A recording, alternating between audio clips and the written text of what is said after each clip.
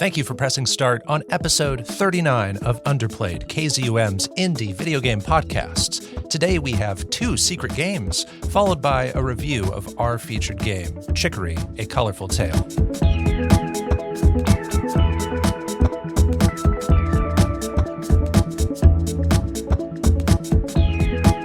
Here on Underplayed, we review indie games of all kinds. The games with small budgets but big hearts, the lesser-known experiences with imaginative ideas. I'm Bopo, and joining me is my player 2, playing games he wants to review. He's the Indiepedia with physical media. I'm talking about the stock pressing, secret game guessing, holding your controller, DiscoCola. What is going on? Man, you're sounding like a different announcer every time. That was more like a Transformers recap guy. I didn't go into that with a particular voice, but I want to try and experiment almost every time. Yeah. I haven't found the voice yet. I don't know if there will be the voice. But that one was very much like last time on the Transformers. Yes. As soon as it started coming out of my mouth, I was like, oh, that's what I'm going with. Okay. Anyway, what's going on? Anyways, I'm feeling a little gray, if I'm honest. A little like a lost kid.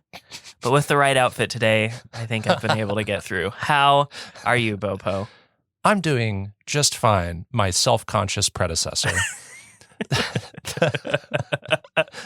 Those are references to our featured game, Chicory, A Colorful Tale. And, this is a game that originally, way back when we were vetting featured games, you poo-pooed this one. I did. And then you brought it back to life. And it actually, I think it is, after now having played it, we both played it for the first time on our own time the past few weeks.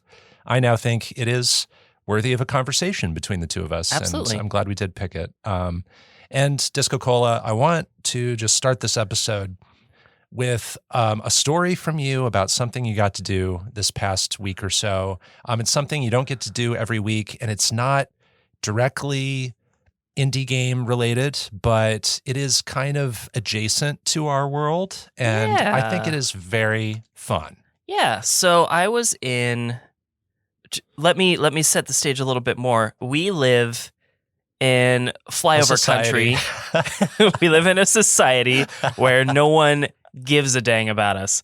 No, we live in flyover country, so just keep that in mind as I move forward. But I was in Denver for a work conference, totally unrelated to anything about this, but we happened to find out while we were there that the Denver Fan Expo was just across the street that very same weekend. So after all of our, work deals were done on that Friday, me and one of my other sort of nerdy colleagues went over to the Denver Fan Expo. And, I took a lot of time to explore the merch tables, but I'm someone that doesn't care much about celebrities. Not my thing. Sure. There were a lot of them there, though. Mm. If you look up the Denver Fan Expo, like celebrity panel, it is stacked, like way more stacked than you would expect for Denver. But there was one person in particular I was really excited to see, and that was David K., who, for Bopo's sake, is the voice of Clank from Ratchet and Clank, but for my sake, was the voice of Megatron for, pretty much the late 90s and all of the early 2000s. So Beast Wars, Transformers Armada, Energon, Transformers Cybertron. Just a very prolific Transformers voice actor, and just across so many cartoons. I don't think quite as many video games. But it was such an exciting thing to get the chance to meet him. I didn't get to talk to him for too long. I was in line for autographs, and the person in front of me had 7 specialized autographs on Sesshomaru Funko Pop boxes. So that person was there for probably... They were insane. They were there for probably half an hour getting stuff signed by David K. Oh my word. But I was like, oh God, I'll just give them a break. They're going to be done in an hour. Yeah, you don't want to inconvenience them, especially when that wasn't even the goal of your trip. Exactly. And they're wrapping up, yeah. I got a couple of Beast Wars themed autographs and shook his hand and took a picture. That's so cool. Yeah. And you shared that picture with me when it happened. I had no idea this conference was going on across the street from your conference you were attending, Yeah. So you send me that just out of the blue. I see the picture and my jaw dropped. And, you said this fan expo was just stacked with talent.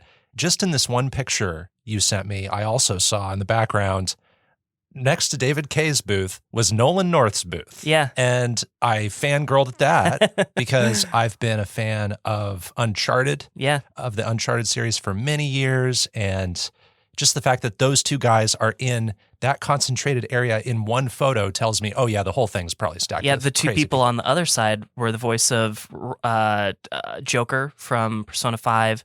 And then the person directly next to him was the voice of Solid Snake.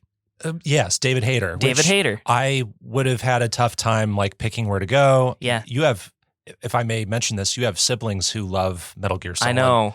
And they would have pooped their pants when they saw that. If David Hayter was still there when I was done with David K, I would have stood in line. It was close. Peter Cullen was supposed to be there too. He was the voice of Optimus. Oh my gosh. Yeah. And I'm looking at David K's IMDb right now, and he is in what I think qualifies as an indie video game. Correct me if I'm wrong, but he is a voice in Psychonauts apparently. Yeah, I think technically the original Psychonauts could be considered indie. They're kind of like Triple I, you know what I mean? Where they're kind of riding that edge between Triple I. Double I A, hadn't heard double that A before. and Triple I like I. that. Yeah. We've reviewed a couple Triple I games. I would say so. I would argue Hades is a Triple I game, Yeah. So that's very cool. And, it's not directly indie game related again, but I imagine lots of indie game creators are inspired by the works that David K appears in. Yeah. And a lot of these people. And I just think that is so cool. And it's a world you're very much interested in, a lot more about than the average person, which is voiceover performance. Mm-hmm. That's something that is very much part of the video game world. So, but yeah, because of where we live, this isn't something that happens for Bopo and I every day. No. We have to spend big money to go to things like this on a normal basis. Right. Yeah, well, I'm glad you got that experience, and it was fun hearing about it. Hey, if you're enjoying Underplayed right now, please consider giving us a 5-star rating on Spotify and Apple Podcasts. It takes just a few seconds and goes a long way in showing your support of the show. And with that, we will move on to our secret games. Secret games. Secret games. I know you're playing without me. Secret games. Well, I'm here to tell you, baby. Secret games. I've been playing too. Secret games. Ooh. Secret Games is our first review segment where we each review a game we've been playing in secret the past few weeks. I don't know what DiscoCola's been playing. He doesn't know what I've been playing. We can pick any indie game to play and review as long as we haven't talked about it before. And we'll start with you, DiscoCola. I am very curious. Let the mystery be no more. Reveal your secret game for episode 39 of Underplayed. All right. Well, I did have to switch up my secret game because of time constraints. My secret game is actually a lot older than I expected and comes from 13 AM Games, and it is called Runbow. Runbow. Yes, Runbow was originally released on the Wii U and later ported several times, including under the title Runbow Pocket on the 3DS. And I just sent you that trailer so you can sort of get a pretty quick idea of what Runbow's all about. Okay, I will take a look while you talk. So, first and foremost, I would say that Runbow is a party game. You are meant to play this game as a chaotic platforming race with 8 or 9 people. Which you did. Which I totally did. No, I didn't. I, as a father of 2 toddlers, I only get to play video games after 11 p.m. I obviously did not explore this aspect of the So game. you're putting this as a giant asterisk on the front. Exactly. Your mileage may vary. Your mileage should vary, probably. Okay. You play this game as intended. I did not get to. Yeah, so there's going to be some notable differences probably with the single player experience. So the story of Runbow in the single-player experience is pretty simple. The game opens with several various colorful characters celebrating on a beach with a trophy in the center. However, it kind of seems like someone wasn't invited to the party. The grayscale Satura is off to the side watching, seemingly in envy, and she's decided she has had enough and steals the trophy away. You must take control of either the masculine-shaped Hugh or the feminine-shaped Val and make your way through various color platforming levels in order to reach Citura in the 4 different sections of this world. Each level will provide one of 3 different kinds of challenges. So the first and most common type of level you'll play is one where you simply reach the end. This is a Mario get to the goalpost kind of a zone.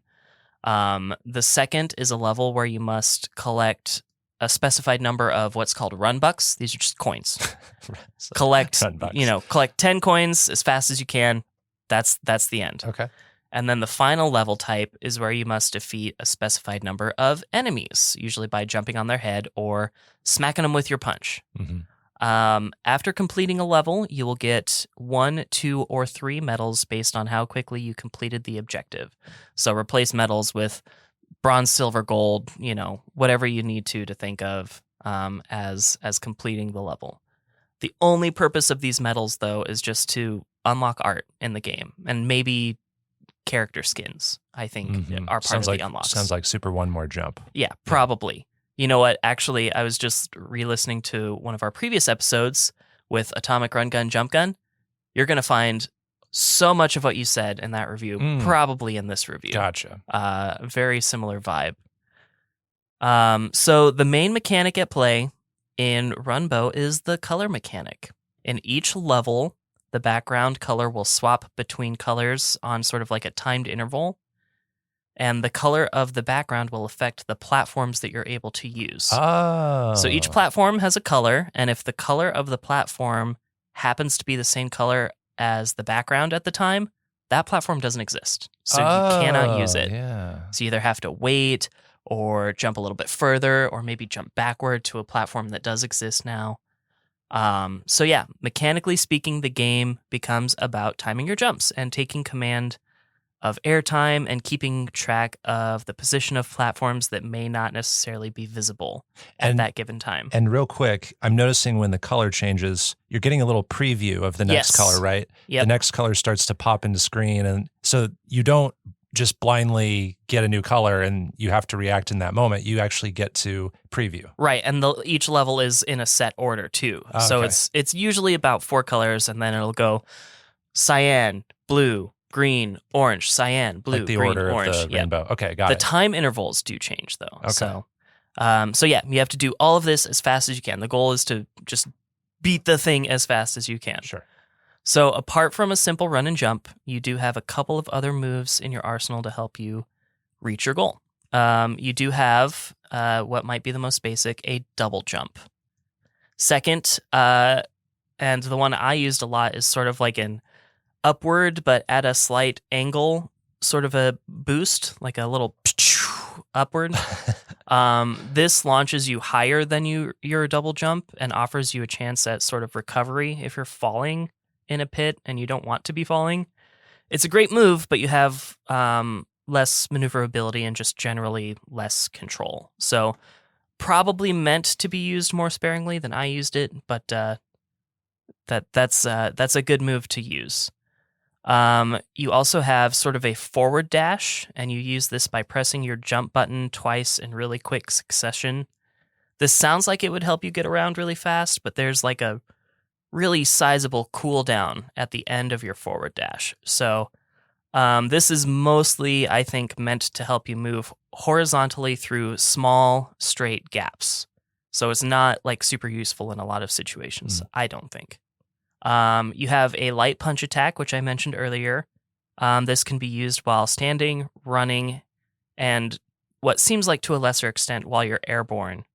And this is used to defeat enemies and break bricks. And then lastly, the move that I use the least is sort of a butt pound.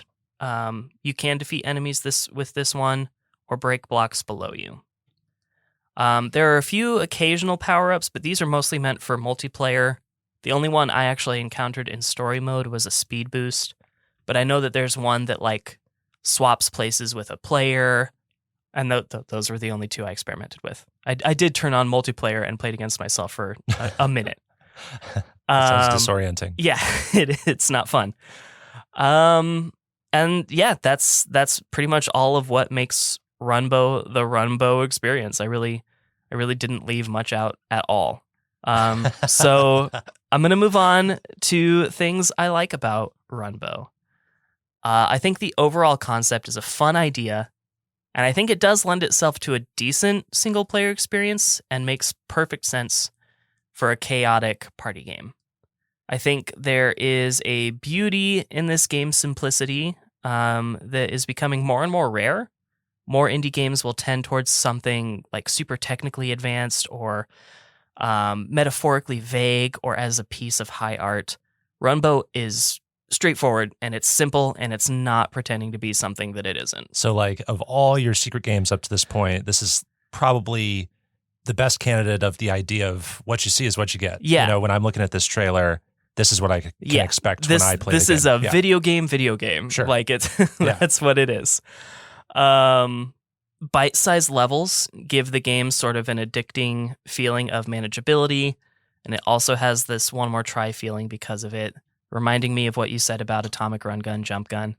You know, you can spend a long time on one level because it can get frustrating, but they're so small that by the end of it, you feel more motivated to try another one. The game has a lot of costumes and colors to customize your hue or your val, but perhaps more importantly, and this is my favorite thing about the game and why I really wanted to play it, you can unlock and play as so many different indie game characters. Now, it's not like Volvi, where Volvi's been in more indie games than anybody else. I love Volvi. This game has more indie video game characters in one game, I think, than any other video game on the planet, probably. Okay, yeah, there are some of those characters that just show up everywhere. Yeah, and so now I'm wondering this game how many there are. This game has Shovel Knight. This game has Shantae. This game has Gunvolt. This game has like 2 or 3 characters from Bit Trip Runner. I was going to ask about that one. And it's got the kid from Mutant Mudds. Oh my gosh.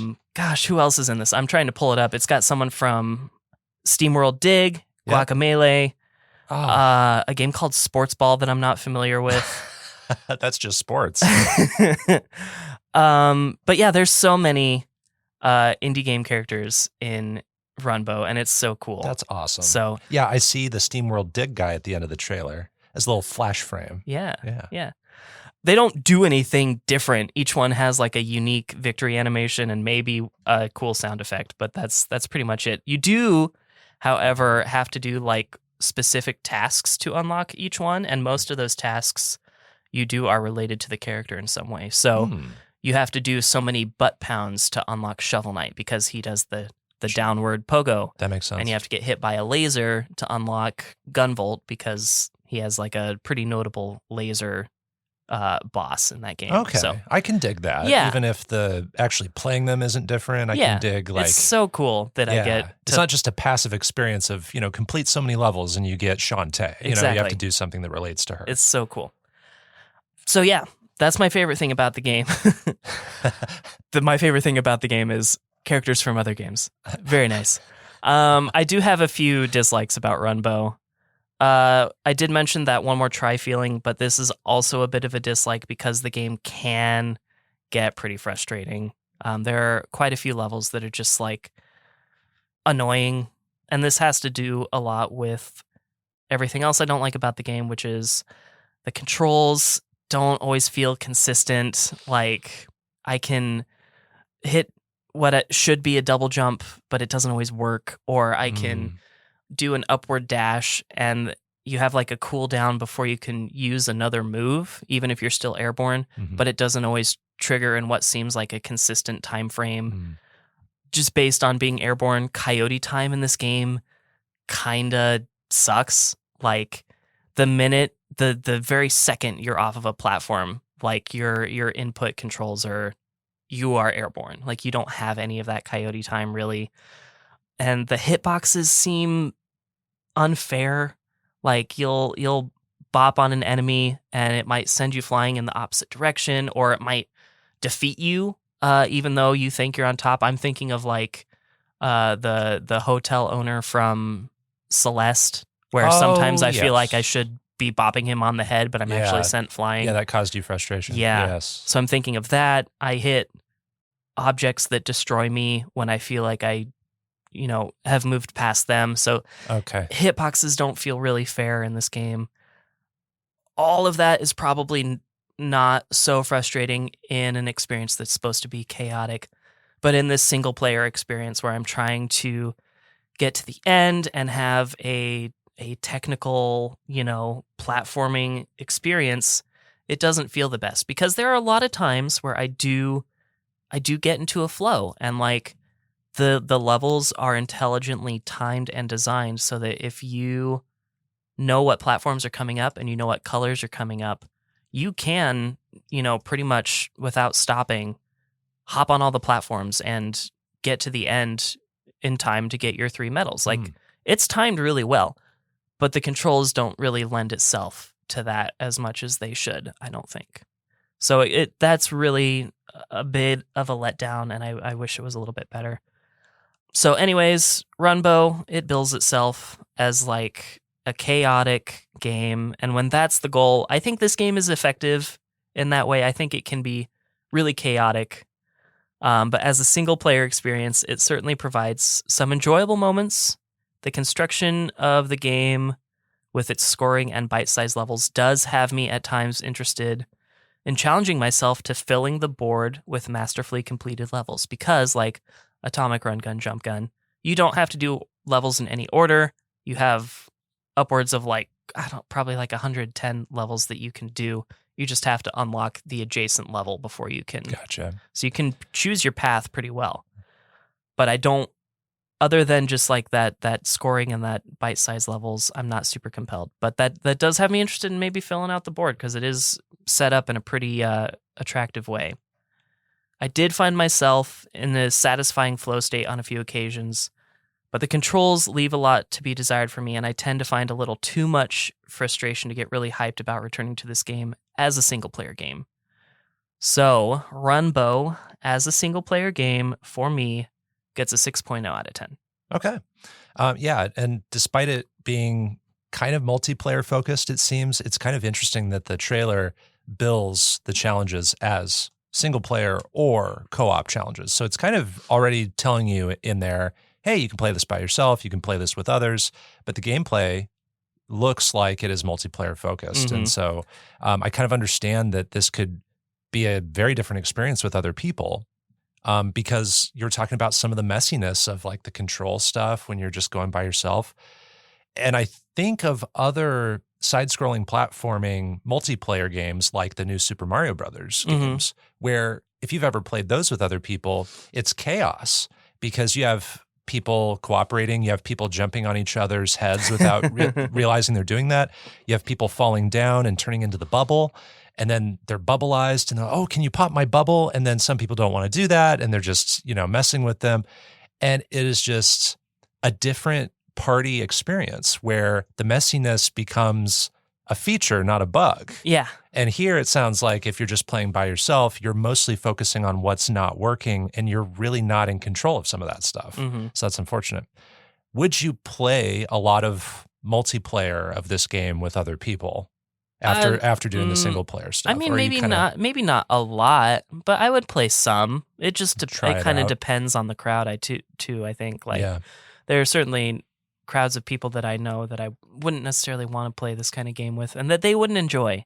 Mm-hmm. Like they don't enjoy platformers. They're very much like the Mario Party kind of people. Well, for a kind of game where it is platforming and it's side-scrolling and you're trying to speed through the levels, this does sound like something that appeals to me. So if you ever want to do local multiplayer on this, just to try it out, I would be willing. We can give it a shot. We've been streaming Cuphead. We're going to run out of manageable Cuphead as far as a multiplayer experience, so we can definitely give this a stream or two. Yeah, once we get done with expert mode and like S ranking all the expert levels, we'll jump to this. Yeah. I don't know if S ranking is manageable with multiplayer. You'll have to carry me way too much. Runbow is available on Nintendo Switch, PlayStation 4, which is where I played it, Windows, Wii U, if you already downloaded it, new 3DS, if you already downloaded it, Mac, and Xbox One. R.I.P. eShops. It is time for my secret game. My secret game is Sludge Life. I haven't heard of this. Well, I just sent you the trailer. Oh, I love the thumbnail. Okay. Yeah, so you can watch that while I talk. Sludge Life is a first-person sandbox game first released in 2020. It was developed by Terry Velman and Dose One. It was published by Devolver Digital, which is a very big name in indie game publishing. Speaking of Volvi, yeah. Speaking of Volvi, yes. And Volvi, I think, was placed into Sludge Life 2, which at time of recording just released like a week ago. Okay. Sludge Life 2 just came out. And I was going to talk about some of the Steam Next Fest demos I tried, one of which was Sludge Life 2. I played that. It has like a self-contained demo. It's like a 10-minute experience. And I was so attracted by that I actually did what you did for this episode, where I punted my secret game for another time, and I chose Sludge Life for this episode within the past like week. But Sludge Life is published by Devolver Digital, and you might think, wow, a Devolver Digital game, you're picking that as a secret game. Isn't this kind of like a big deal? And actually, this is one of the Devolver published games that I think flew more under the radar, which made me think, oh, it's probably more appropriate as a secret game rather than a featured game. Because it just doesn't have as many reviews out there. It doesn't seem like as many people have touched this one compared to other Devolver games. I think Carrion was even pushing it a little bit, I think. Right. Yeah. And this is even below that. Yeah. So, so I thought it was obscure enough to play, and it's very different than anything else I've played for our show. So I'll read the game synopsis from the Steam storefront. Quote, Sludge Life is a first-person open-world vandalism-centric stroll through a polluted island full of cranky idiots and a vibe so thick you can taste it, end quote. I don't want to taste this vibe. And this vibe, honestly, will not be for everybody. I want to say that up top because this is an adventure game that's filled with graffiti and dark humor and psychedelia. And you play as Ghost, who is a graffiti artist or tagger, as they're known in that world. And Ghost lives in a small shipping container, and he wants to literally make his mark on the world. And actually, this is where this game kind of has synergy with Chicory, A Colorful Tale in a really odd way. Like they're very different personality-wise, but in Chicory, you're painting things, and here you're tagging things with spray paint. Yeah. And so I didn't even plan that, but there you go. And the game is set in a shipyard / island where there's just oil and waste all over the ground. So anytime you're not on a ledge that's elevated or a building or whatever, you're walking in oil. You're walking in sludge. And this is where we get the term Sludge Life. All these characters are living in a sludge life. And they're just kind of trapped there. And there's this mega corporation called Glug, and they control everything on the island. This is a capitalist society. Their name is slapped onto buildings and signage all over the place. They control these people's lives. And there is no opening scene or storytelling. The game just starts, and you just start walking around this world, and you experience everything through contextual storytelling. And there are 3 different endings you can eventually find through items you interact with, through actions you take, but those aren't immediately apparent. You just have to start discovering people and finding places to graffiti, and you stumble across those things. And this entire world is immediately open for you to explore. You can immediately go from your starting point, which is kind of in one corner of the map. You can go to any other place in the map almost immediately. And so the goals of the world are to find hidden areas, find places to graffiti, and possibly find a way out of this sludge life. And there are 100 spots you can tag with graffiti.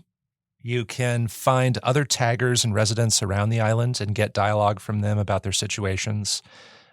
When you pause the game, the presentation looks like a laptop. Like you pull open a laptop and that's your pause screen.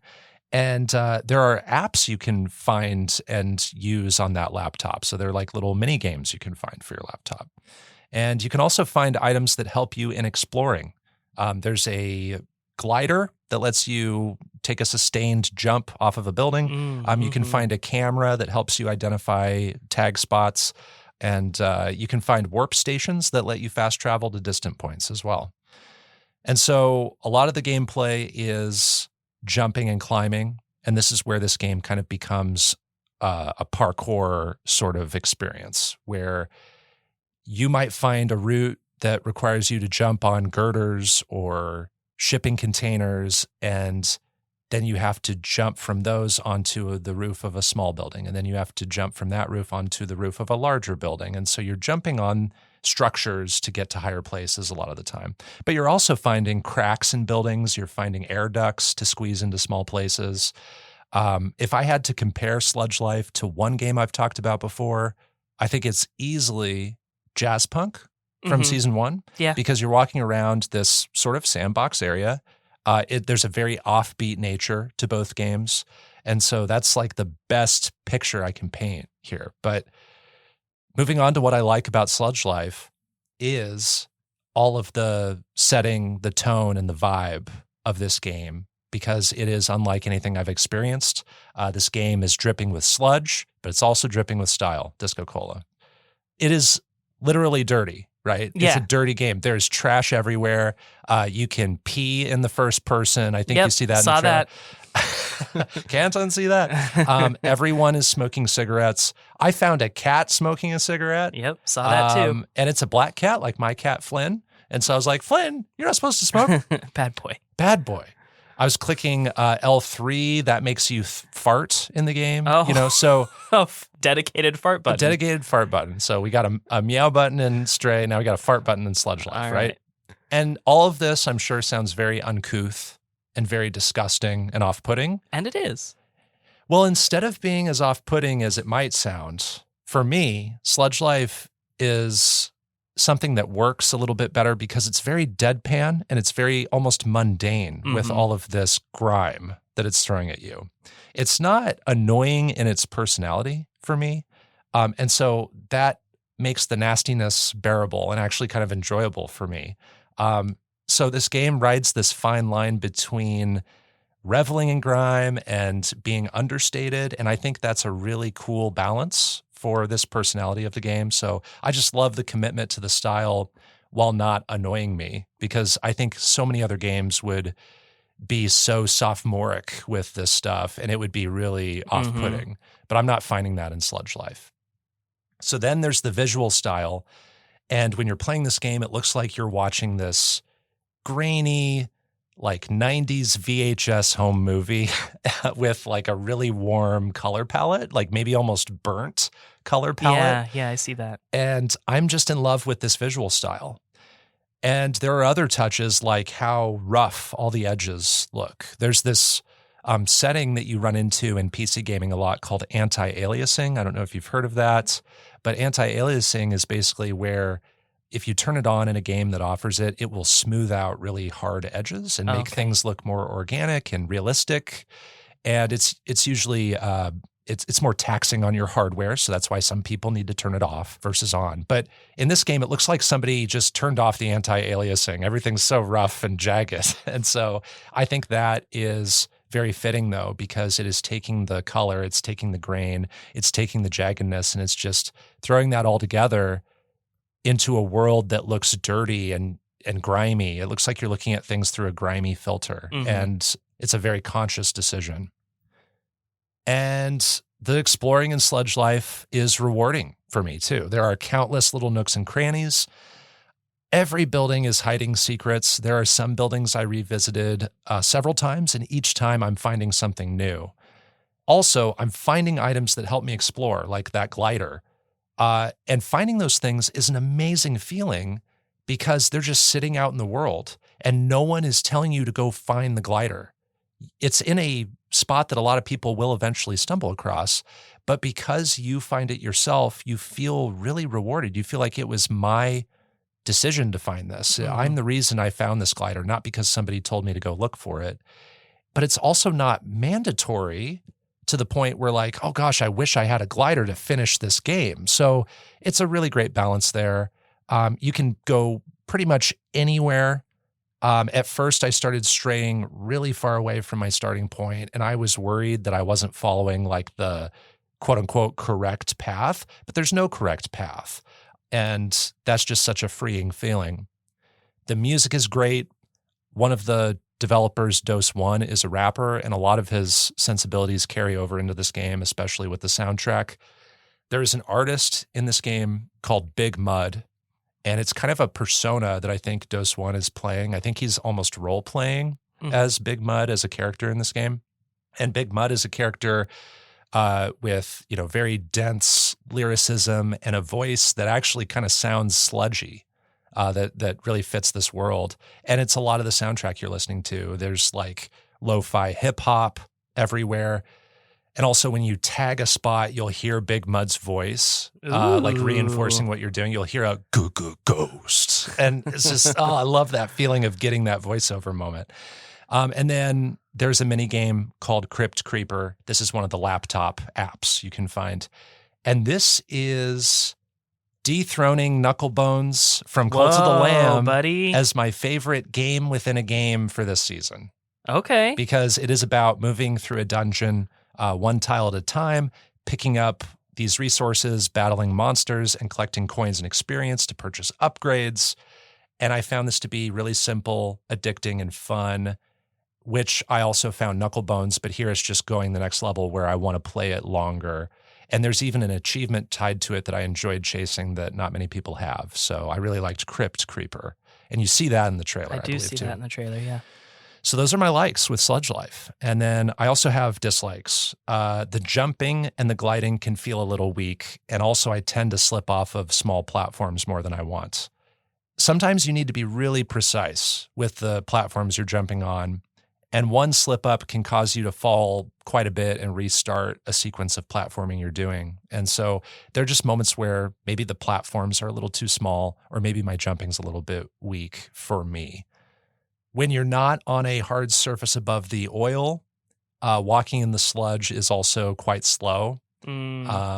It's just tedious to be in that sludge. I want to immediately find a way out of it because it slows you down I don't know how much percentage. I don't like being slowed down in games, friend. Yeah, and so you can get into that quite a bit when you're traversing between areas of this island. There's also, like I said, very little direction in the game. And there are only 3 ways to get credits. And if you happen to get stuck, there's not a lot you can do other than look up what to do. So the game can be a little cryptic with what you're supposed to do. And then there is an interesting setup and story with the Glug Corporation. And this is something I'm actually praising, where the Glug Corporation that basically controls the island, there's something really interesting happening with them story-wise, where you learn that the big statue outside the Glug Tower, which is like their corporate headquarters or something, it collapsed and it killed a cigarette mascot named Siggy that a lot of people really liked. Oh, yeah. And because of that, the Glug workers, like the common workers of Glug, are striking against the CEO and the corporate leadership. Oh. And you see this big crowd outside Glug Tower and you're like, whoa, what's going on? And you talk to some of them and you learn this story and you see Siggy still dead under the statue and whoa, this is crazy. And I love that, but I think the game needs more of that. I want more of those storytelling moments. And most of it is just getting a vibe from other characters on this island. It's not like you're learning about this what's going on in this world other than that Glug You're stuff. living in the world, but you're not getting invested in it as Ghost. No, not a ton other than the Glug stuff. Yeah. And so I wish more characters elsewhere on the island had little story moments like that kept me a little more invested. But overall, I am all about that Sludge Life. Sludge Life is a nasty triumph. Most games, I think, would suffer by intentionally spreading grime over everything. But this game doesn't suffer. I think it benefits from it because it's showing you this crude and depraved world you don't get to experience in a ton of games. It gives you this small world to play around in for 3 hours or so, and then you're done. I think that's the perfect amount of time to be in Sludge Life. I felt satisfied and full after I found most of what it offers. I am going to rate Sludge Life an 8.5. That's exactly what I guessed. Nice. Heckers, Yes. dude. And it's playable on PC, which is where I played it through Steam, and Nintendo Switch. Awesome. So yeah, you touched on it there at the end, but my main question throughout all of this is that we see a lot of different characters in the trailer. But I definitely was like getting the sense that there's no real connection. These seem like NPCs. Like maybe they give you a side quest or just say one or two things, and that's about it. Are there any like significant relationships in the game? I will say the strongest relationships Ghost might have are with other taggers. There's a handful of other taggers. There's like, you'll see other identifying markers of other taggers before you meet them. And then when you meet them, sometimes they're on top of buildings. They're very disparately placed. And so it takes time to find them all. And then they give you a little personality, and they'll give you like a little spot where you can tag next to their tag and make like a cooperative tag, like a cooperative graffiti moment. That's kind of fun.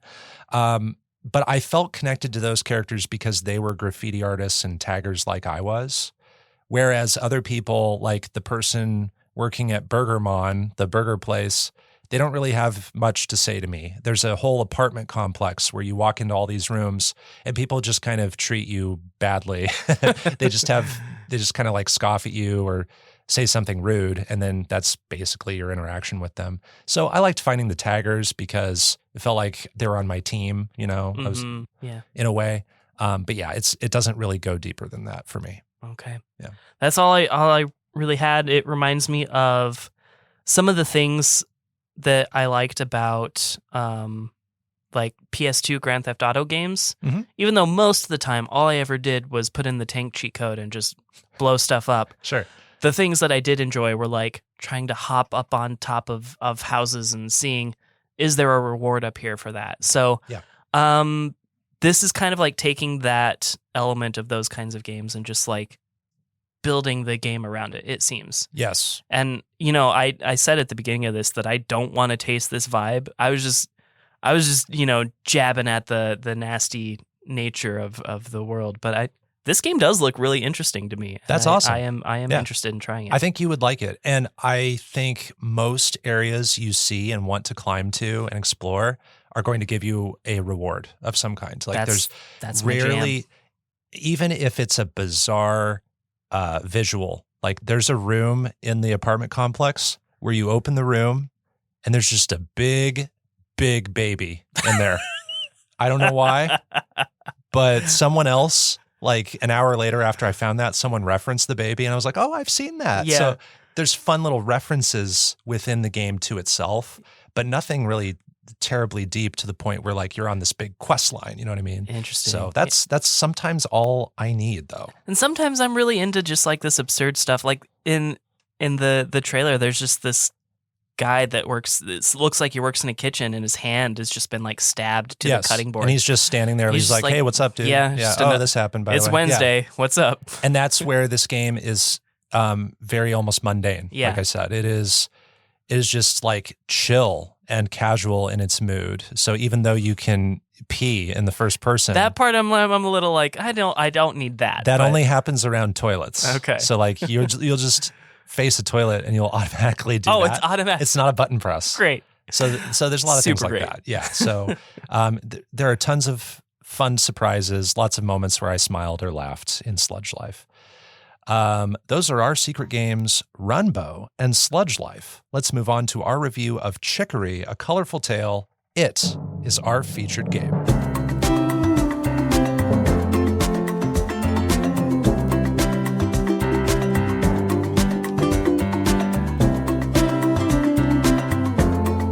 Chicory, A Colorful Tale is a top-down adventure game first released in 2021. It was developed by Wishes Unlimited and an ensemble of individuals that prominently features a guy named Greg Lomadoff. It was published by Finji, and I think we should always keep an eye on Finji because they're the publishers of Night in the Woods, Wilmot's Warehouse, Tunic, I Was a Teenage Exocolonist, and the upcoming Revenant Hill, which we've talked about recently. Of course. So I think they're like starting to get into that upper popular tier of like the upper echelons of indie publishers. Like I think they're on the same plane as like maybe Thunderful. Yeah, that's the one I was thinking Thunderful of. Publishing. So they might be trending upward toward the Annapurnas and the Devolvers of the world. So I think that's fun. I'm going to read the game synopsis from the Steam storefront. Quote, a top-down adventure game in a coloring book world full of vibrant characters use painting powers to explore, solve puzzles, make friends, and draw on anything from creators on Wandersong plus Celeste, end quote. So there we get even more on the developers. Some of these people worked on games we like, including a game we've reviewed, which is Celeste. And we've also talked about Celeste already in this episode. Yeah, we did. With Mr. Oshiro, is that his name? I think that sounds right, yeah. Yeah. So Chicory, A Colorful Tale, begins, as all games should, with a question. What's your favorite food? And this ends up being your character's name. The answer to that question ends up being who you are. And what was your answer? I have a few ideas of what your answer was, knowing you personally. I mean, but I don't want to be wrong. Okay, you will definitely be wrong. Okay, I'm not going to guess then. I'm curious what you thought. Pepperoni. Okay, that is my favorite food. I had another idea. Oh, okay, so I was on track with that one. I was also going to just say cola. Yeah. Or soda. Yeah. There's actually a cola in the game, which there is a cola. If that is what I would have picked, would have been a funny surprise. Yes. Also, I know you don't like bananas, but you like banana flavored things. I like bananas. You like bananas. I'm not a big fruit person in general. Oh, so that's probably not a strong guess. Yeah, then. yeah. Okay. What did you? So, I started playing this game with my wife for a minute. And we had just made homemade calzones for the first time that day. Oh. So my name was Calzone. I love that. That's a cute name, right? That is a cute name for a dog. You play as a dog in this game. Yeah. That is awesome. And canonically, if you don't pick an answer for this, the dog's name is Pizza. Oh, is that right? And so picking Calzone is really similar to that. Interesting. I think. It's kind of in that world. Yeah. How about you? So mine was Pupusa. Pupusa. Do you know what pupusas are? I haven't had them, but I've seen them on food trucks all over town. There you go. So someone introduced me to pupusas like 4 months ago. And whenever I'm hungry, I usually think about pupusas now. And they're basically a griddle cake, but they're not like pancakes where it's sweet. It is like savory. It's grilled. It's filled with beans, cheese, and or meat. Okay. And so I get them with beans, cheese, and meat, and they're amazing. Now, I love them. And they're like Honduran, I think. Okay. Yeah. The last time you told me what your favorite restaurant is, seems like they might serve pupusas, but I don't know. I'm thinking of the Indian place? No. Oh, okay. Do you have a new favorite restaurant? No, because I think my favorite's been an Indian restaurant for a while. Oh, okay. Then yeah. no. It's okay. You changed your favorite restaurant since I knew. Oh, gotcha. Okay. It's been a while. Yeah. So anyway, you were Calzone. I was Pupusa. And Pupusa. Yes. So Pupusa was a fun name. And actually, at first it was Pupusas. Uh-huh. And I later changed, you know how you can change your name? You can change it. Yeah. I made it single form. So I made it Pupusa because I thought that was cuter. But for the purposes of this breakdown, we'll just talk about pizza, right? We'll just call it pizza because that's the canonical name. This is a top-down 2D adventure game that takes place in this land called Picnic Province. And this is a fairly large world where each area has a different food-related name. And so there's like this town called Potluck. There's a place called Elevensies. There's a river called Sips River, just to name a few. But most importantly, there's Luncheon. And this is a central location where the story starts. And your character is the dog Pizza. And Pizza doesn't have a default gender. It's kind of up to the player. So I'm going to use they as a pronoun. And Pizza is the janitor for Chicory. Chicory is a hare who is a wielder of a magical paintbrush. And Wielder is actually a title that Chicory carries. She is the latest in a line of hundreds of wielders, and the role of wielder is passed down from master to apprentice. And the wielder is just supposed to maintain the color of the world, and they have the power to give color to the world. But one day, all the color in Picnic Province vanishes, and Pizza, being Chicory's janitor, goes to Chicory and discovers the brush is abandoned outside of her bedroom. And Pizza takes the brush. And this is kind of the inciting incident almost. And the brush allows you to color the world. The world is now this blank, almost like coloring page for you to just draw lines, fill in, lines and things like that. And Pizza encounters Blackberry, who was Chicory's mentor and predecessor. And there are these spots of corruption around the map. Blackberry points Pizza to this corruption in the form of a tree that Pizza has to go inside. And Pizza uses the brush to fight the corruption. And after that, they go visit Chicory, who isn't doing the best emotionally, has a lot of self-doubt, and is kind of in a depressive state. Yeah. But Chicory encourages Pizza to keep the brush and be her mentee. So the goals of the game from here become to fight that corruption that's sprouting up everywhere, maybe discover the source of the corruption, like why this has started to happen, and explore the relationship of teacher and student, the relationship of Chicory and Pizza. The game ends up exploring lots of serious topics like creativity and critique, meeting expectations, reflecting on your decisions you've made in the past, grief, sexuality. And a lot of these themes are explored in the main characters, but also through the numerous citizens you meet throughout Picnic Province. And most of these people in this place are trying to find some kind of purpose, or they want to be somewhere, they know where they want to be, and they need your help getting there. And all the citizens are named after a food of some kind, so we're keeping in theme with that idea. And many of them have tasks that involve using your paintbrush to find things or color things in for them. And this is where we get to the gameplay. While you move Pizza around, you can independently move a cursor for the paintbrush around, and you can color things in. And that includes buildings and characters. And you can, at any time, change the active paint color you're using. You can change the size of the brush. You can find brush styles that change the shape of your strokes. You can erase the paint if you make mistakes. And everything you color in will retain its color for the remainder of the game. The game makes a record of everything you do with your brush. And if you revisit a location 5 hours later, it's going to look the same way that you left it. Much of the exploring will involve puzzle solving, where you're doing things like activating switches, finding secret entrances, doing light platforming. And you can also find outfits for Pizza. So kind of like Runbow, you can find many dozens of hat items and clothes items to wear. There are more clothing options here, I would say, than any other game we've talked about before. Ooh, yeah. I'll pull up the list and correct you if I think you're wrong, but keep going. I think there are situations like Hollow Knight where you don't have clothing options, you don't have like visual differences, but you have tons of charms you can equip, right? But I think this is the first time cosmetically we have this many. There are also other collectibles of all kinds. You can pick up litter. You can find lost kittens called Lost Kids, and they go to like an orphanage of some kind.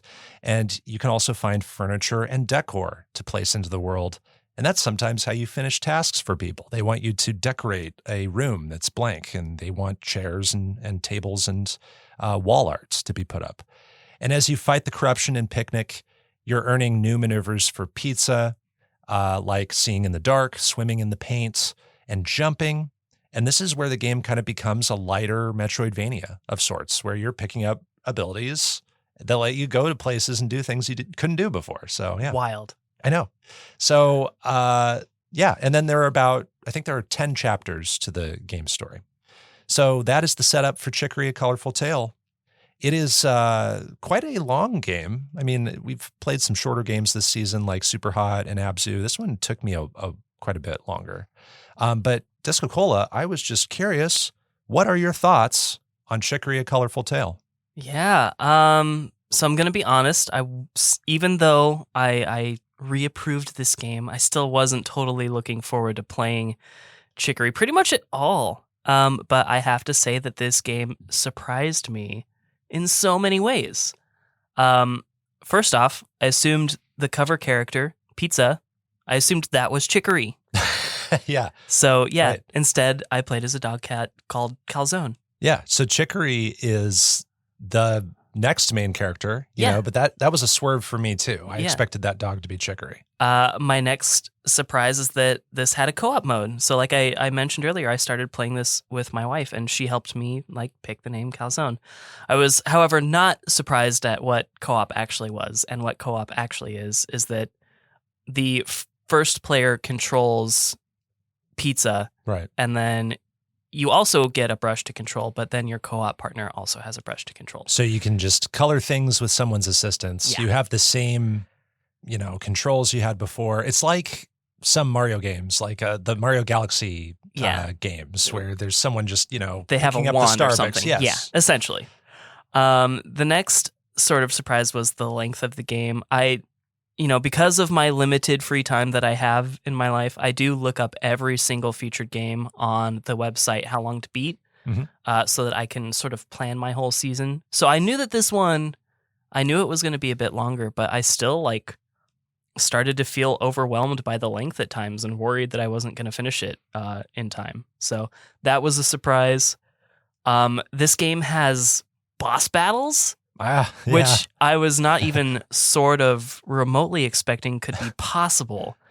But perhaps the biggest surprise to me was the true scope and focus of the game. I thought this was simply going to be you play as a dog and you paint the world. I thought it was just this cozy game. And it has that in it, but that is totally not what this game is about. So my biggest surprise is that this game is not what I thought it was going to be, just pretty much at all. Yeah, I think it's really hard to summarize this game by just looking at the cover and maybe reading a short description. Like there's quite a lot in here. Even if, as I recall, I did look up a trailer, and even then, like I sort of wasn't what I was expecting either. But before I get into my likes and dislikes, like what did you know about the game before we started season 4? Like you're the one that picked this at the end of season 3. What did you know about it? I had seen some videos about it. I'd seen some critics talk about it, but that doesn't mean I knew everything about it. I did know it was an adventure game, so that was expected. But I think it's also accurate to call this a nearly pacifist Metroidvania, you know, where you're not doing combat, you're not fighting things other than those boss battles, which are pretty few and far between. But you're adventuring around, gathering tools and upgrades that let you see the world differently. And so also I wasn't expecting as many characters. You know, this world is just filled with so many citizens. There's just so many named characters. There are a lot of people, dude. Yes, and so many of them have quests for you. And they come back some of them come back pretty frequently in disparate places. Yeah.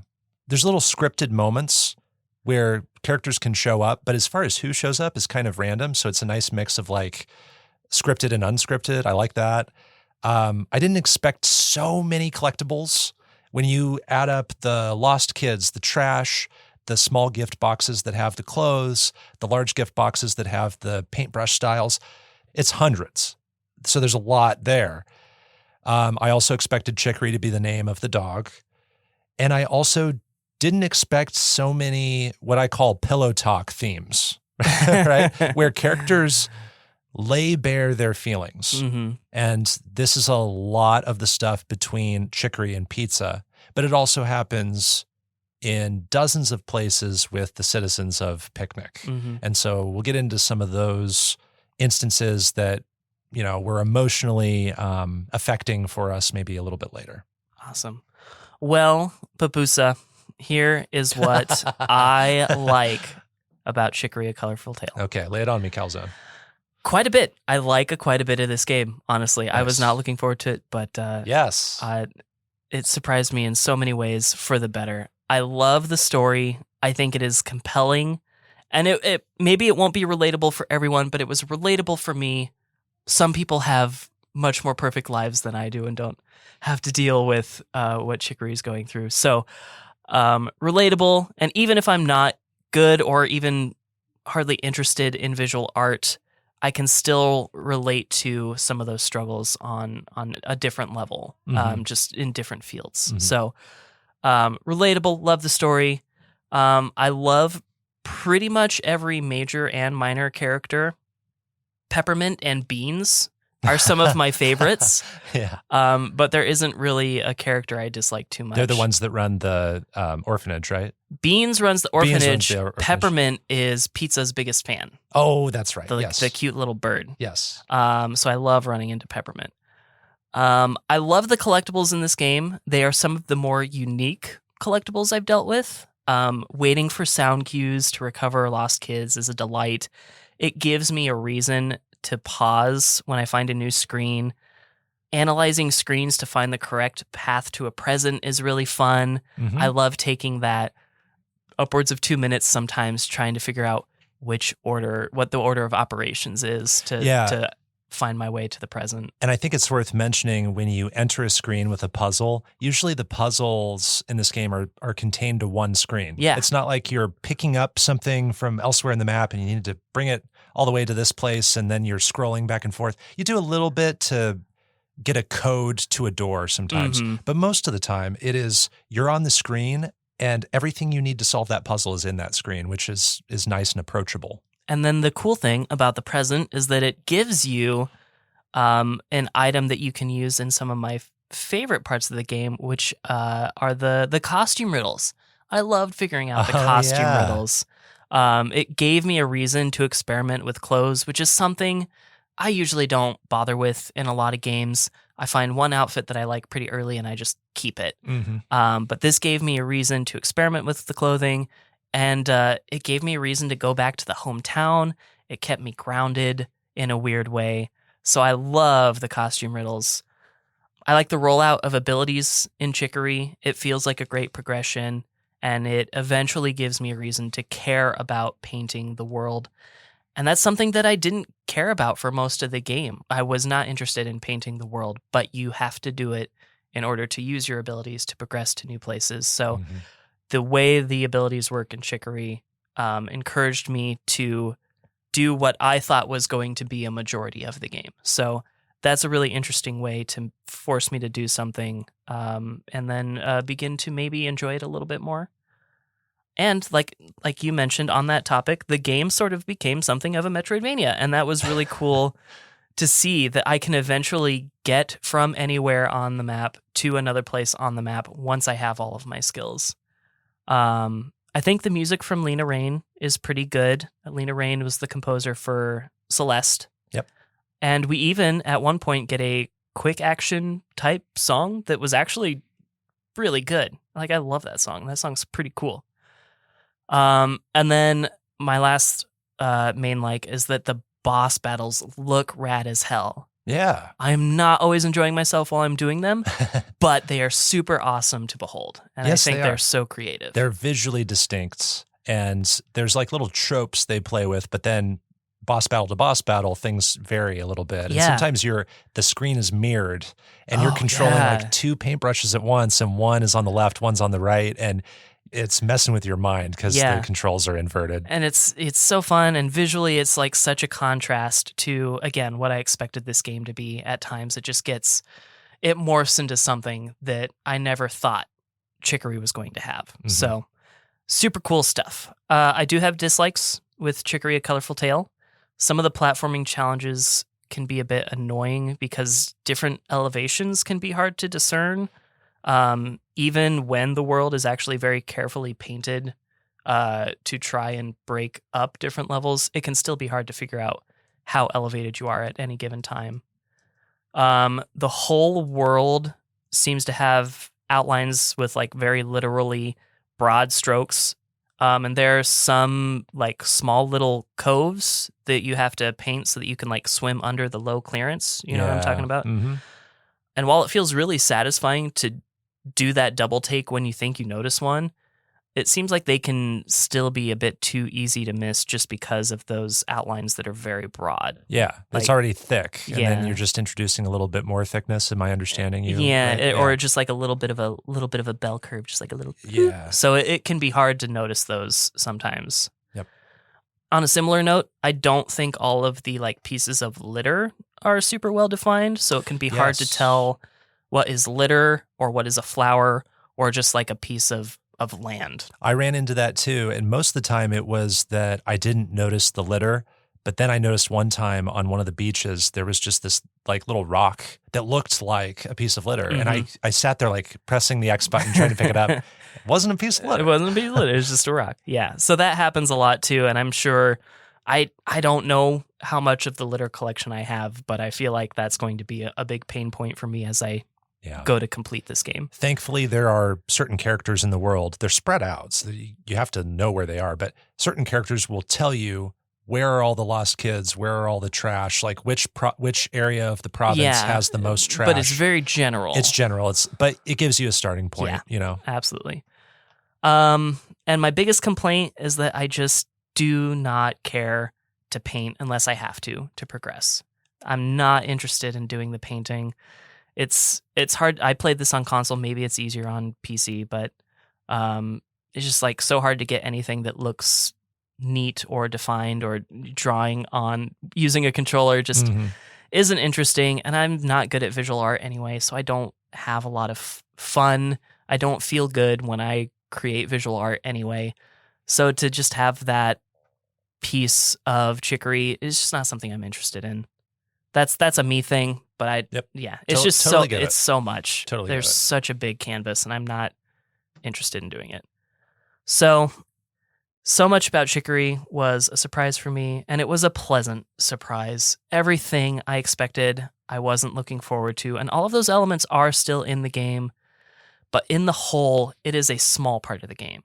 I got so much more out of this game than I could have expected, and because I don't love visual art sections, I'll probably finish the trophy list and then be done with it, but I'll always remember Chicory in a positive way. I'm going to give this game an 8.0 out of 10. Awesome. Okay, 8 for DiscoCola. On to my thoughts. I think Chicory: A Colorful Tale has a lot more in store than it lets on, and it is an adventure I'm very glad to have taken. I was really pulling for this game, not having played it, before it got vetted as a featured game, and now I'm here on the other side, and I'm glad I took this adventure. And what I love most about this game, like far and away, is just how real this game is, and how brave it is in what it explores. This game ends up being a vehicle for talking openly about difficult subjects that apply to pretty much anyone who has ever faced the challenge of expectation. And I think you could argue that's most people with a pulse. I think that is most people who have ever had to create something, especially, and feel the pressure of expectation either from others or from themselves. I think that describes most people. And so I identified with so many themes and pieces of advice and reassuring ideas from this game, like, this game reminds us that no one is perfect. This game reminds us that everybody needs a break and that you're your own worst critic. But Chicory is more than the challenges of being a creative person, because it sounds like this just might be through the lens of someone who's a painter or someone who is an artist, however you want to define that. But the game more broadly explores how everyone should express their imagination. And it's a game about cherishing the friends and family who love you. And it's about finding your identity, whether it's your place in a family or your sexuality or your role in a career and other things. It's just hard to list everything this game is about, but it touches on it so consistently, thoughtfully, no matter what it's talking about. And I find that approach so admirable. I was just floored with how maturely it talks about these things. And there's so much personality in the citizens of Picnic. The fonts of speech change depending on who you talk to. When you talk to a little mouse, they have like a little squeaky looking font style in their speech bubble, and you just already know what they sound like. When you talk to like a larger arachnid, there's like webs in their speech bubble. Love that. But no matter who you talk to, the dialogue is written authentically.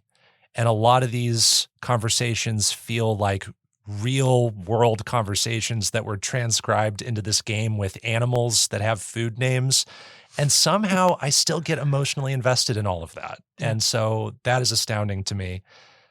The upgrades, like you said, make me really excited about my ability to discover places again. I will get the ability to swim in paint and I go, oh, that's how I do that screen that I saw an hour ago, of course.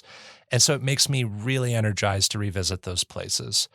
The puzzles also don't really stump me for too long. I keep making steady progress, but I'm not steamrolling through the game. So there's a great balance there. And then I note the music from Lena Raine. I am very impressed by this soundtrack, even though I don't love every piece. And I think it's hard to love every piece in the soundtrack because the soundtrack is so long and there's just got such a wide range. Mm-hmm. There are so many instrumentals in this thing. There's piano and flutes and clarinets, like things we've heard in other games, but then there's like melodicas and pan flutes and Irish whistles. There's cello and violas and violins, and I'm just impressed. The list goes on and on and on of instrumentals if you look up the soundtrack of this game. And the game can be like bright and cheerful in its soundtrack, but it can also be reflective and melancholic where it needs to be.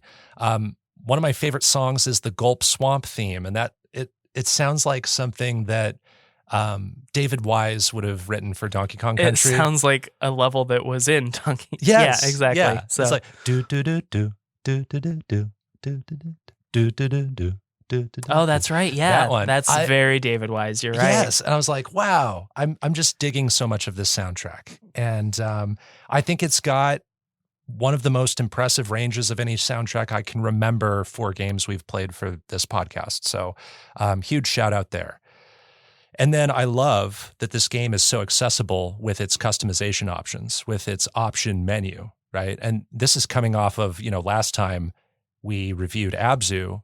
And the options menu looked like it was thrown together in 10 minutes. And it was like, do you want to invert the camera? And do you want to save and quit to the title? And that's about it. Yeah. Or do you want to resume? And here you can toggle off the wet sounds, right? Oh, when you're painting, I could see how some people, So if you have misophonia, which my wife has, that is like an aversion to wet sounds, basically. So if you are annoyed by people's chewing, you might want to turn off wet sounds in Chicory, A Colorful Tale. And I had them off from the beginning. I didn't do an A/B test with my wife, but I played this sitting on the couch next to her, and she never complained about the sound. Yeah. So there's that. And so it's that level of precision with the options. You can skip boss fights if you're getting frustrated. You can warp to luncheon from anywhere. You have to do it from that pause menu, but it is part of the accessibility set of features here. And so we're always big fans of these diverse options that provide more accessibility. There are even more for people who have specific wants or needs with the accessibility. There's just too many to list, I think. What I dislike about Chicory, A Colorful Tale. I played this on PlayStation 5, so I was using the controller, and I found that with a gamepad, that control scheme hinders progress sometimes because aiming the brush can be slow and imprecise, and I really have to jiggle the stick to get what I want sometimes. And so I felt like I was only able to move at a fraction of the speed as someone who might be playing on PC. Yeah. And so this is where I kind of know that PC might be the superior system to play this on. Now, I have a question because I have never really handled a DualSense. So on PS4, which is where I played it, you can use the touch part of the controller to move the paintbrush around. Oh. And that's actually a lot faster, but it's also hard to measure where you are on the screen. Does DualSense have like a touchy thingy? It does. And I've used, it's a lot like the one on PS4, but I never touched that once for painting in this game. But I also know based on experiences with other games, I wouldn't have liked that because I've tried, you know how when you're using the keyboard on a PlayStation, you're going through that keyboard and just kind of like using the D-pad or the analog stick to select letters. Yeah. I've tried an alternate version of that where you use your thumb as like a cursor to select keys on the keyboard, and I get really frustrated with that. So I think I would have not liked that on Chicory. It's not great, but I did find a little bit more success than using the stick. Anyways. Okay. Well, I found myself continually wanting a mouse. You know, I wish I had my right hand with the mouse. I think that would have been the optimal way to play this. So right now, I just want to recommend, if you're listening to this episode and you want to play Chicory, A Colorful Tale, and you don't care about what platform you play it on, and you have access to a PC that can play it, I would recommend you play it on PC. I would too. If you don't care I'm a big old console boy, so yeah. If you don't care about Xbox One achievements, if you don't care about PlayStation trophies, go ahead and play it on PC. So I just think it'll be smoother there if my assumption is correct that the mouse controls that paintbrush. Boss battles feel clumsy with that controller too. Just kind of notably, I found myself amazed by the style of the boss battle. I like the idea of the boss battle. It's just in practice, I felt myself, really doing a lot of clumsy movements with that controller. I don't feel terribly enticed to try out new paint options when I get new brush styles, right? I see them as collectibles.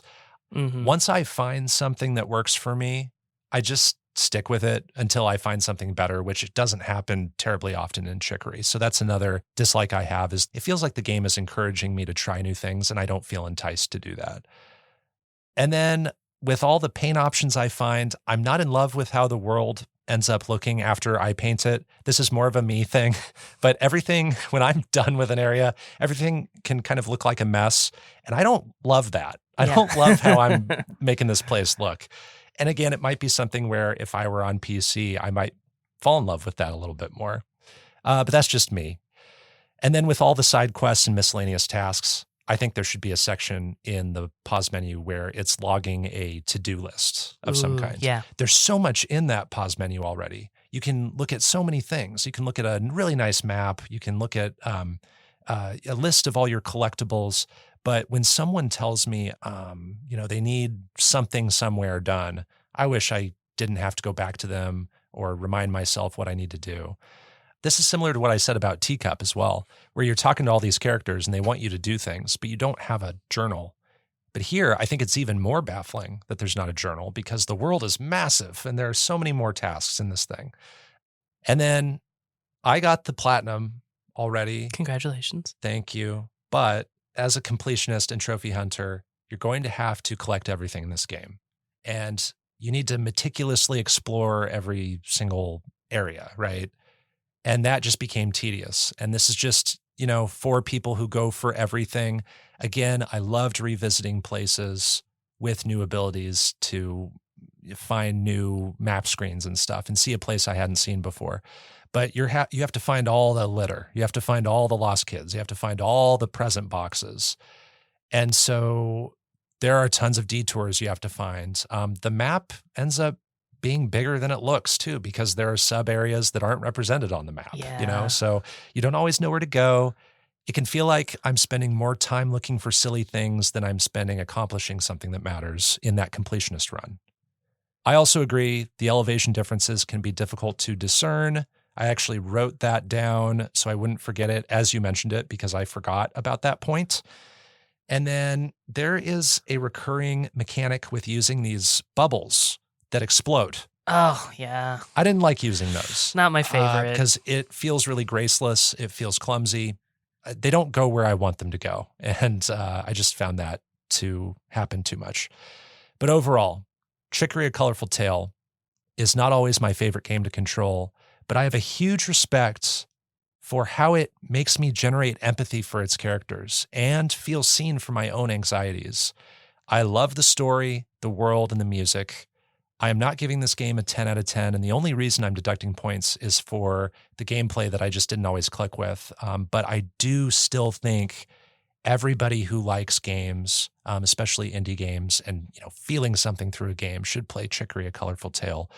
I also want to rate this an 8 out of 10. Oh, man. Heckers, so we're really dude. Aligned on this. Yeah, so I have this spreadsheet of all of our scores laid out in an attractive way, and the last 5 featured game scores are all 8.0, including today's 2 scores. For you? For us combined. Oh my gosh. So we both gave 8.0 to Chicory, we both gave 8.0 to Abzu, and then you gave it 8.0 to Super to Hot. Super Hot. Yeah. So, wow.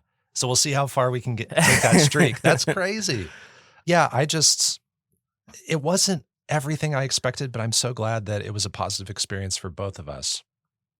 This game covers all those topics that aren't the easiest to bring up with somebody else. But I I think a lot of people struggle with self-critique and imposter syndrome. I struggle with that stuff a lot. And this game discusses that in depth. There are sit-down conversations with Chicory and Pizza that are conversations I kind of wish I was able to have more with people around me. And I'm just curious, what parts of our creative and professional lives did we see in this game? Were you reminded of things? You don't have to go into anything super specific if you don't feel comfortable doing that, but what did this game remind you of? Nothing. My life is perfect. I don't have any problems. That's the end of this episode of Underplay. No, I'm in a constant state of chicory pretty much at all times. Right. Like, we're both in somewhat leadership roles, I would say, and you know, in charge of other creatives. Mm-hmm. So yeah, I'm always second, third, fourth, 7 times guessing myself, like, am I doing the right thing? What are my hundreds of people going to think of this? You know, what will the audience think of this after, you know, it goes out on the air? Just like, I'm always thinking about that kind of stuff, and I never feel good about the choices I make. So I am in a constant state of early game chicory. I was reminded of so many parts of my career. I've changed roles slightly throughout my career, and I was reminded of, you know, earlier parts, and I was reminded of more recent parts. And the earlier parts I was reminded of as like when I first got a full-time job after college, and I was someone's successor because I was filling a hole left behind by someone who had left. And I just felt the constant comparison of myself to that person. Not from others or from yourself? I think I read into it a little too much, right? Where I was just so new that nobody knew me yet, but I would be really self-conscious about, am I meeting their expectations based on what this person used to do, whose job I now have? Right? Well, Pupusa, you not my direct predecessor, but the one before that, you know, the predecessor we had before that. Sure. And it's hard to walk in those shoes, as you might imagine, because that person was quite brilliant. And this game explores that idea, but it also has a wonderful message about that too, which is nobody needs to be the model for anybody else, and everybody can have their own paintbrush, right? You know, that's kind of the metaphor that's drawn here. And I love that. There's also this idea of a mentor that you idolize, right? So it might be a predecessor that you idolize, but I had a mentor at one point that I idolized, and I always needed to be perfect for that person. So this is another part of my life that I'm now referencing, but I saw that in this game. But then, you know, there's the realization that as long as that person is worth idolizing, they should be someone who accepts you for who you are, right? And so I saw those parallels as well. And I was just curious, you know, what moments did you find emotionally affecting? There's lots of, like, you know, the real talk moments. There are things you do in this game maybe only once with another character. Did you come away with something that maybe is a really strong memory emotionally? Oh God, there's a few. So like I said, I'm in a constant state of early game chicory. So early game chicory moments, like when we find her just in her room for the first time, we see her for the first time, you know, I've been there. I've felt that. Early moments with Clementine, Pizza's sister. Yes. So you're essentially given the paintbrush, which is something that's sought after for artists. Clementine is going to school to be an artist, and I've had so many cool things happen to me that I don't feel like I deserve, that other people should covet. You know, in my mind, they should covet. They should hate me for everything that I have. But she never, like, expresses any of that disappointment or anything. But I just, like, if I were in Pizza's shoes, like, how would I even begin to talk to Clementine after being given the brush? Like, what would I say? What would I do? Yeah, you want to maintain that sibling relationship, and everybody who gets something that they want might require a different amount of effort to get that thing. Yeah. And that's just inherently unfair in life. Exactly. And we have to accept that both when it works in our favor and when it doesn't. Right. Yeah. And I just, one of my biggest things just in life always has been fairness. So it's hard for me to. It's hard to reconcile that. Yeah. Absolutely. Yeah. And then there's something called the Wielder trials toward the end of the game. Yeah. And we have one that Chicory didn't finish. And so she's unsure how it's supposed to go at the end. And there's a bit of awkwardness, but it's adorable.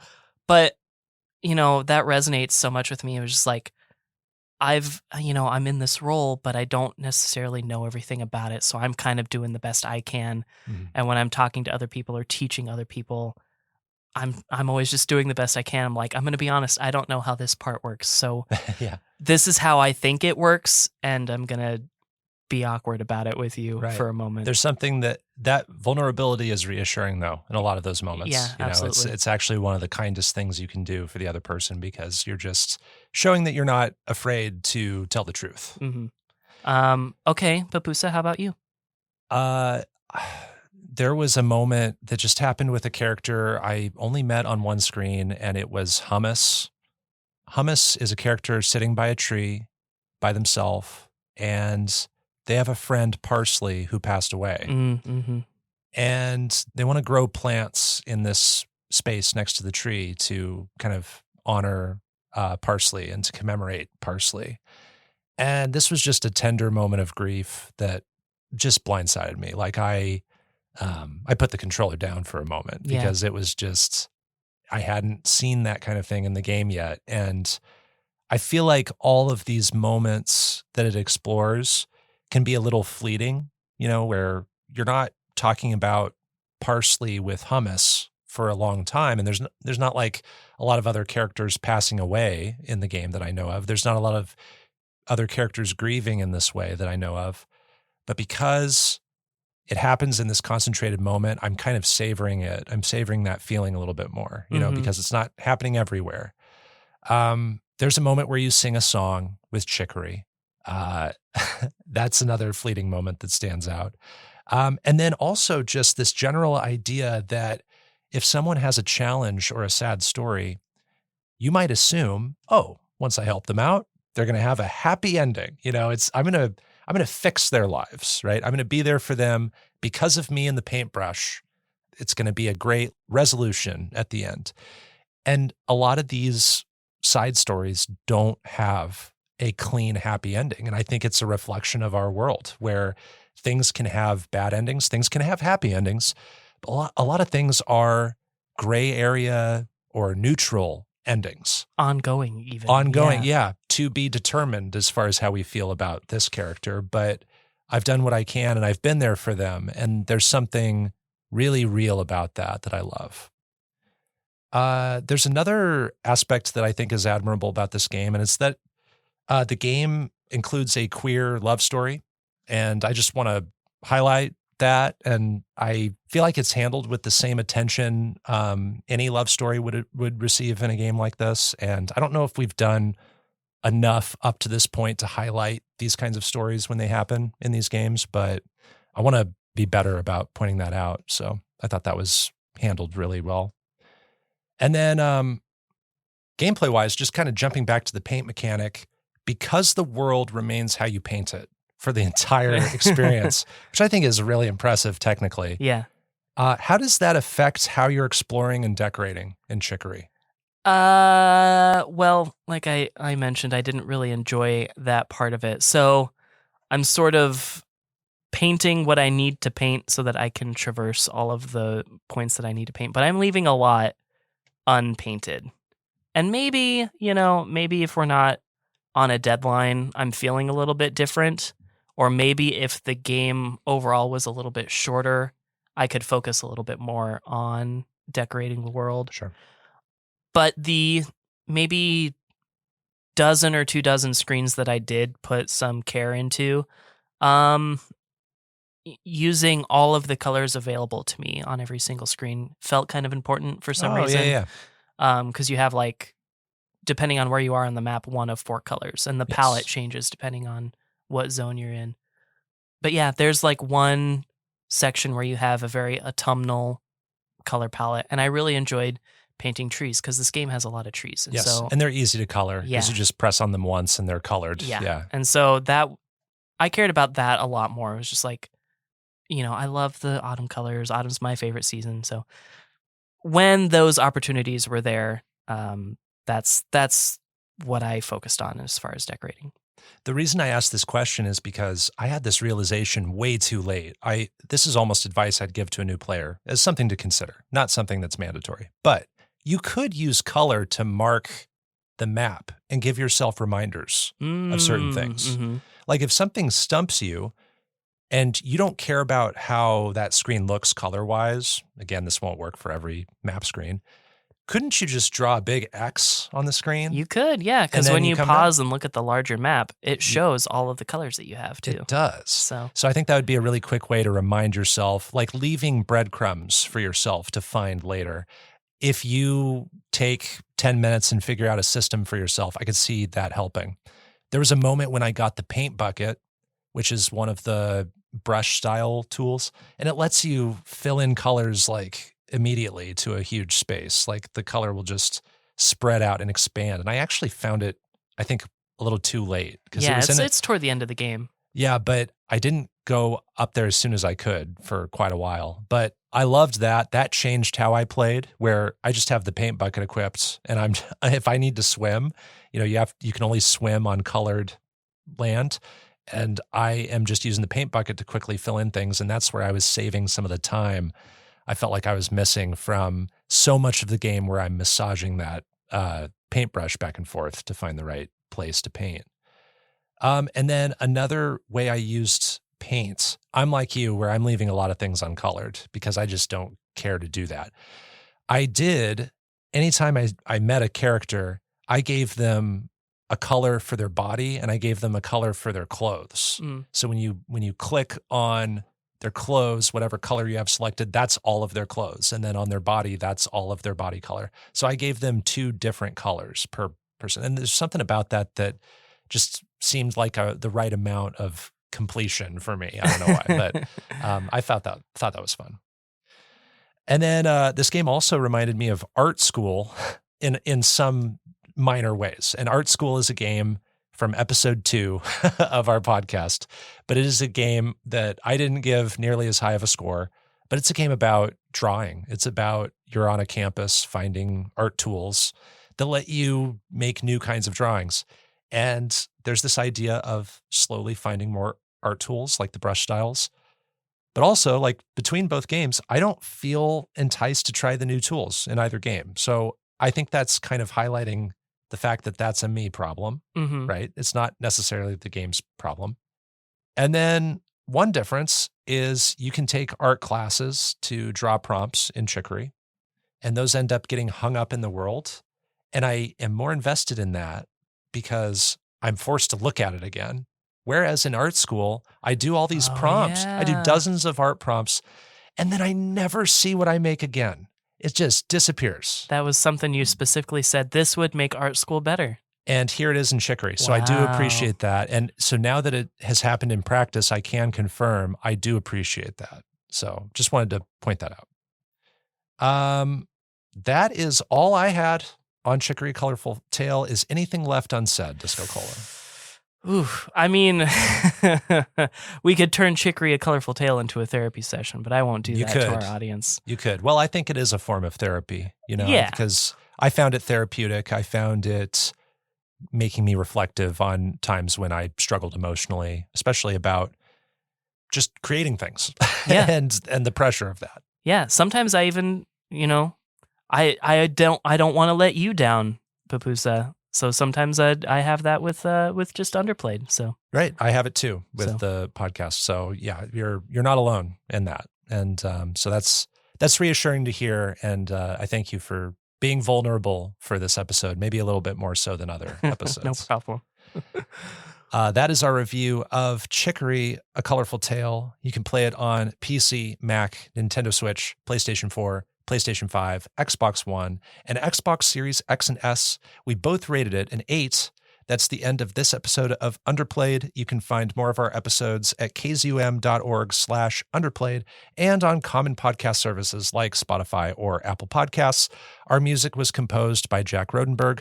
Our art comes from Onimochi. Underplayed is on Twitter at UnderplayedPod. You can find me on Twitter at Bopo, that's BO_PO, and check out that same handle on the GG app where you can see my game lists and what I'm currently playing. And I am at DiscoCola on Twitter, Twitch, and the GG app as well. And look for Underplayed on Twitch. We've been playing Cuphead, but by the time this episode comes out, maybe we'll be playing a little bit of Runbow. So look for us on Twitch and follow us there as well. Next time, we'll have 2 more secret games to review, and our featured game will be Unsighted, a Metroidvania developed by Studio Pixel Punk. Until then, everyone, keep on playing.